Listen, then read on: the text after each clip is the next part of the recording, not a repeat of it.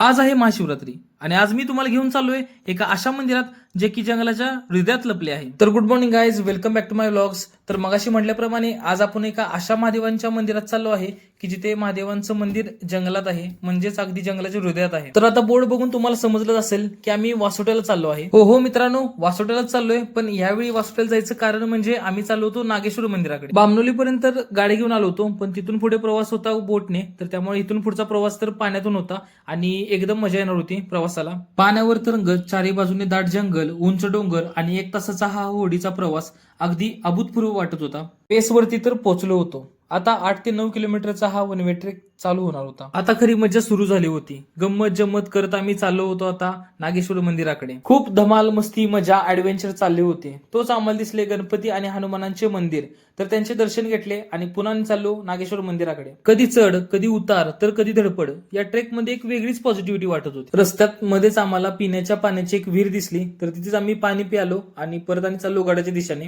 आता मंदिरापासून अंतर खूपच कमी राहिलं होतं, पण एक्साइटमेंट मात्र शिगेला पोहोचली होती, कारण आता मंदिरापासून अंतर खूपच कमी राहिलं होतं. हा बघा वासोटा किल्ला. तर फायनली आमचे दर्शन झाले. सर्वांना सुख, समाधान, ऐश्वर्य लाभो हीच ईश्वरचरणी प्रार्थना केली.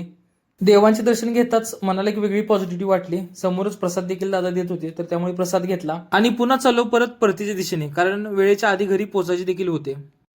तर गाइस, असा होता आजचा दिवस खूप छान गेला आणि भारी वाटलं. भरपूर दिवसातून ट्रेकिंगला आलो होतो. तर पुन्हा भेटू तुम्हाला अशाच एका इंटरेस्टिंग व्लॉगमध्ये. तोपर्यंत टेक केअर, गुड बाय.